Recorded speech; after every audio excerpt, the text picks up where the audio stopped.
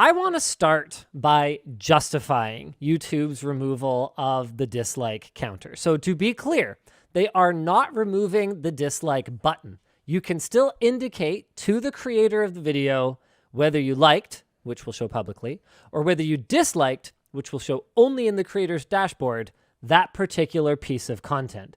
And the thing about a dislike is that it doesn't provide any kind of constructive feedback. All it does is pretty much blow a, raspberry at the creator of that video and say, I disliked it. It definitely serves no purpose other than to share whatever negative feelings you have. And in some cases, that can be a harmful and destructive force. So one of the big reasons that Google has provided for, actually here, we've got the YouTube blog post where they provided their rationale. One of the main reasons that YouTube provided for making this change was that it would be a way to make the platform more inclusive and promote respectful interactions between viewers and creators. Their goal is also to reduce dislike attacks, where communities will actually work together to drive up the number of dislikes on a creator's video. So their justification for moving ahead with this particular change is that they actually did a lot of experimentation. This is something that, to my knowledge, they've been working on for the better part of a year, at least, rolling it out as kind of a test across a wide variety of different user groups and evaluating whether it changes the way that users interact with video content. Yeah. And ultimately, from what I understand so far, YouTube's data suggests that there is no discernible change, or maybe even a positive discernible change to user behavior as a result of removing this particular indicator. Because now you can't tell if the video's bad until you watch the whole thing. Luke, hold on. We're playing devil's advocate right now. You need to stop. You are. Well, I thought that we were on a wavelength here. I thought we...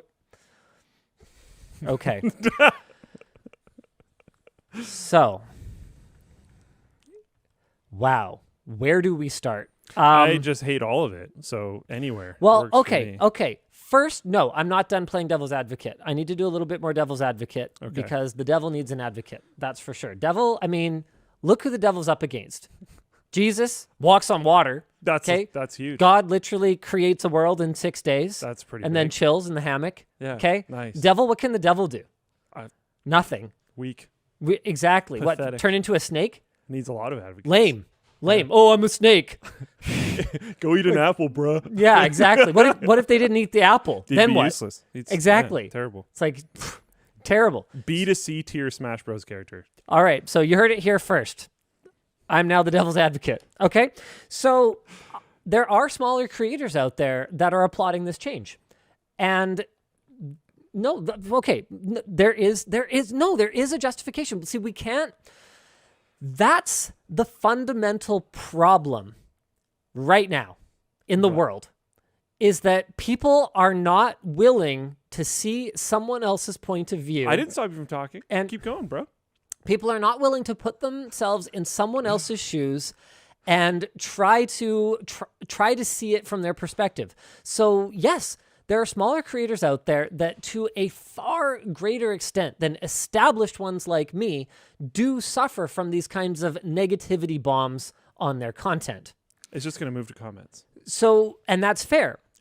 The justification here, though, is that for the smaller creators who are disproportionately affected by dislike bombing, comments are relatively simple to moderate.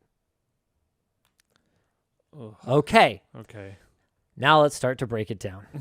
Comment moderation tools on YouTube, I wish I had my bleep button because they are terrible. The automated moderation is beyond useless, and even the manual moderation tools I requested over a year ago, okay? In my mobile creator studio app, on a comment, I can report spam, or I can remove all comments from this user from my channel. But for some reason, I can't do both at the same time. Why would that be? Reporting spam should automatically give you an option to remove all the Of course it comments. should. Yeah. Of course it should. Yeah. Because what I want to do is I want to remove all their crap from my channel because they're clearly posting Spam. unwanted commercial content. Yeah.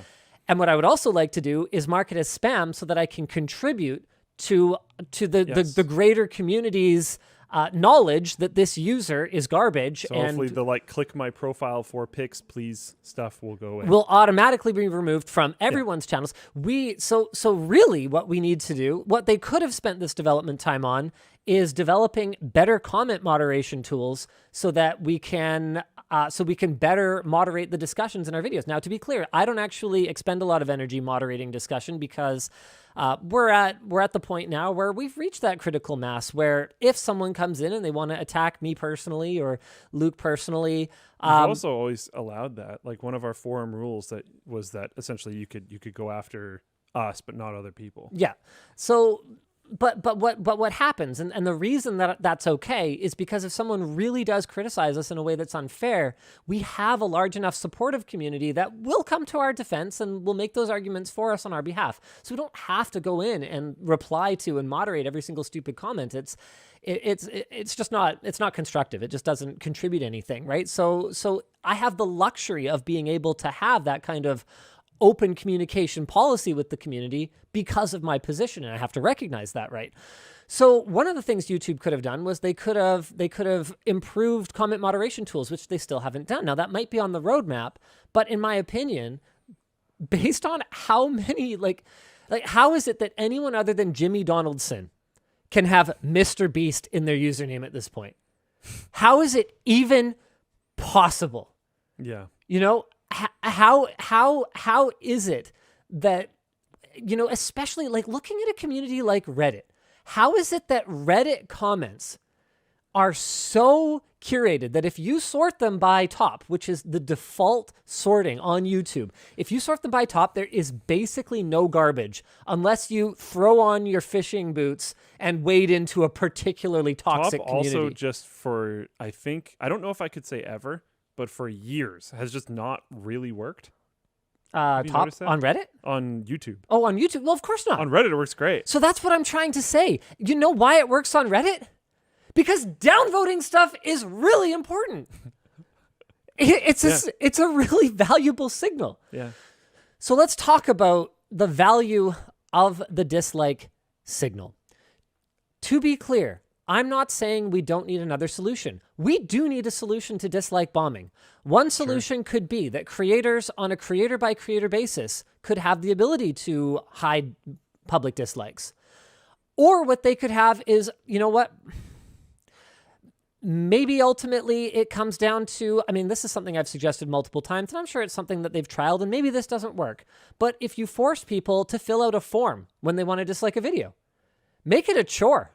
Why do you not like this? Make it a why. You know, turn it into use machine learning. That would actually be sweet. That would solve a lot of the reasons. Well, I mean, the dislike thing is still there. But that would directly address a lot of the reasons why I think the dislike button needs to be there.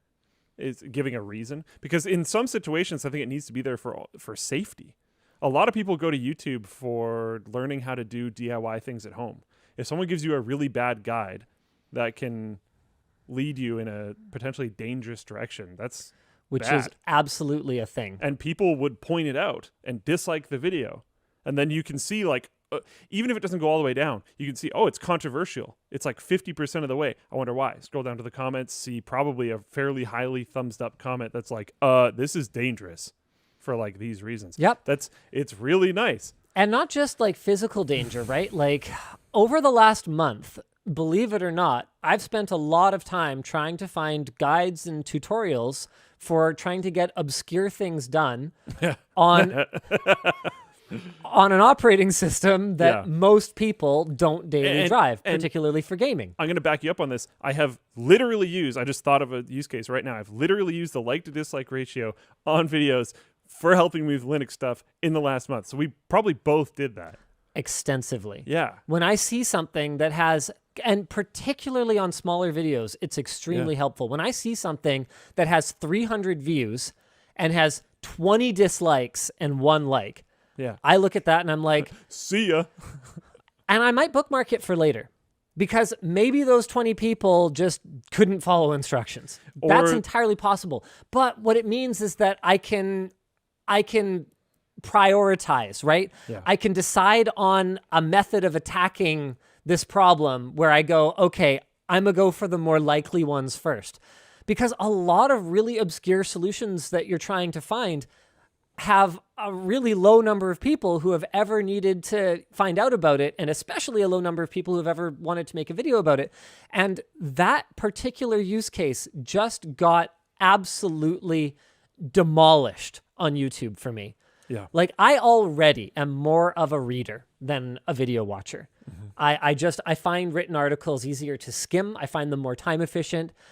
Now, YouTube has taken away the one freaking tool that I had to quickly and easily skim the validity of a video. I can no longer do it. Do you have this is slightly off topic, but for written articles, do you have the instinct where you go like roughly, I'm saying it happens automatically. It's muscle memory, but I think I go like 3 to 4 paragraphs into every written article because I'm just expecting there's fluff because they want me to load the ads. Do you just automatically do that? No, I just read. I don't see ads. I can't see them. I have a learning disability. I can't read ads. So I honestly just don't notice them. I'll load up anything and just be like swoop. Over the years, I've had so many people look over my shoulder or walk up to me and I'm like doing something and they're like, "How do you not use AdBlock?" And I'm like, "Huh? Why would I need it?" And they're like, 60% of your screen is covered in ads. I'm like, "Oh yeah, I don't see it. how about that?" Yeah. I don't know. I can't see them.